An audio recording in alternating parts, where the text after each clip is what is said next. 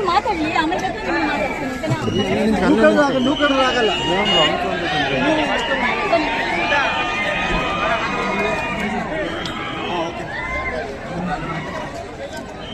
ಇದೀಗ ಜಾಲಿವುಡ್ ಸ್ಟುಡಿಯೋ ಮುಂದೆ ಒಂದಿಷ್ಟು ಇದೀಗ ಜಾಲಿವುಡ್ ಸ್ಟುಡಿಯೋ ಮುಂದೆ ಒಂದಿಷ್ಟು ಅಭಿಮಾನಿಗಳು ಕಾಯ್ತಾ ಇದ್ದಾರೆ.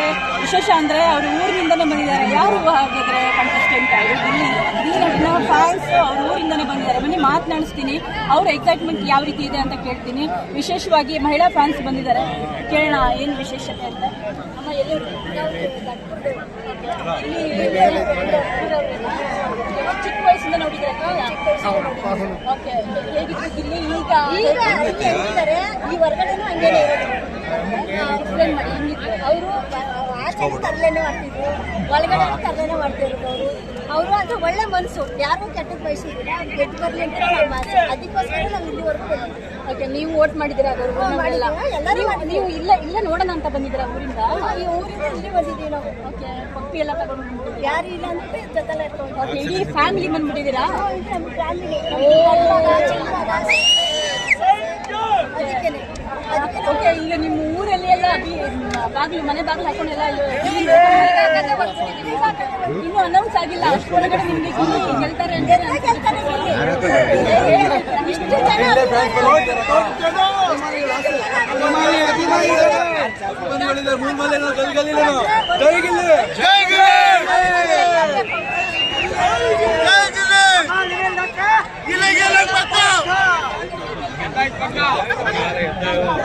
ಪೂಜೆ ಮಾಡ್ತೀವಿ. ಆ ತಾಯಿ ಹೂ ಕೊಟ್ಟರೆ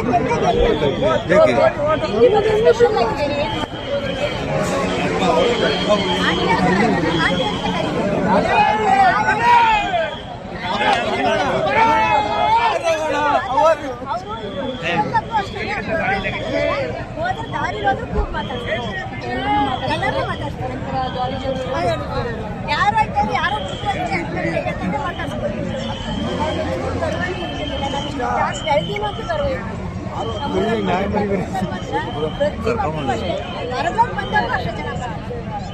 ಚಿಕ್ಕ ವಯಸ್ಸಿಂದ ಅದೇ ತರ ಬಿಗ್ ಬಾಸ್ ಅಲ್ಲಿ ಹಾಗಾದ್ರೆ ಯಾವುದೇ ಫೇಕ್ ಇಲ್ಲ. ಅವ್ರು ಹೆಂಗಿದಾರೋ ಹಂಗೆ ಇದ್ದಾರೆ.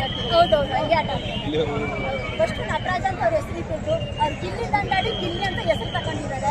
ಈಗ ಕರ್ನಾಟಕ ಅಭಿಮಾನಿಗಳು ಗಿಲ್ಲಿ ಅಂತಾನೆ ಹೆಸರು ಕೊಡ್ತಾರೆ. ನಟರಾಜ್ ಅಂತಾನೆ ಹೆಸರು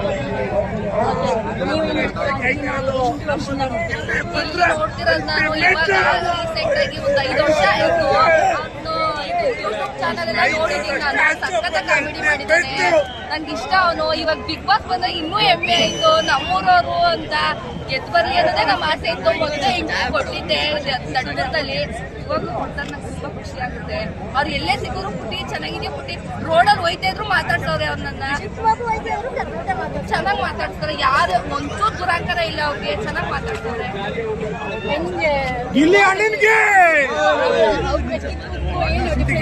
ಅವರು ಯಾವಾಗ ನೋಡು ಬನೀನು ಚಡ್ಡಿಲೇ ಇರ್ತಿದ್ರು. ಇವಾಗ್ಲೂ ಸುಧಾ ಬಿಗ್ ಬಾಸ್ ಅಲ್ಲಿ ಹಂಗೆ ಇದಾರೆ ಅನ್ಕೊಳ್ಳಿ. ಚೇಂಜೇ ಆಗಿಲ್ಲ, ಅವರು ಚೇಂಜೇ ಆಗಿಲ್ಲ. ಅವ್ರು ಚೆನ್ನಾಗಿ ಆಡೋರೆ, ಬೇಕಂತ ಏನಿಲ್ಲ,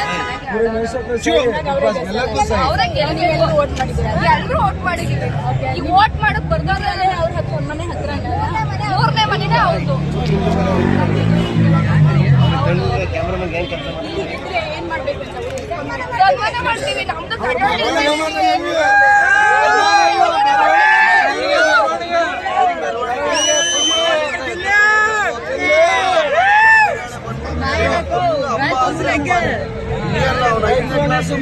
ಗಂಡನ ಹತ್ರ ಬರ್ತೀನಿ.